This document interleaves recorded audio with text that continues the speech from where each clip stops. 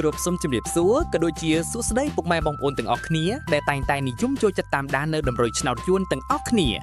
សូមស្វាគមន៍ពុកម៉ែបងប្អូនទាំងអស់គ្នាមកកាន់ Channel ខ្នើយឆ្នោតសម្រាប់ការឲ្យតម្រុយឆ្នោតយួនជាប្រចាំថ្ងៃ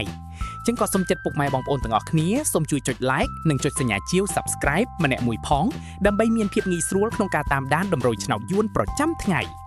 សម្រាប់ថ្ងៃនេះដែរត្រូវនឹងថ្ងៃទី26ខែកក្កដាឆ្នាំ2026ចឹងកុំឲ្យខាត់ពេលវេលាពុកម៉ែបងប្អូនយូរយើងចូលមកមើលតម្រុយឆ្នោតយើងវិញតែម្ដងទៅលេខអូស admin មាន2គ្រាប់អូសខ្ទង់60និងអូសខ្ទង់70តម្រុយ2លេខ admin មាន3គ្រាប់68 72និង65តម្រុយ3លេខ admin មាន3គ្រាប់68 6គុណ790គុណនិង115គុណ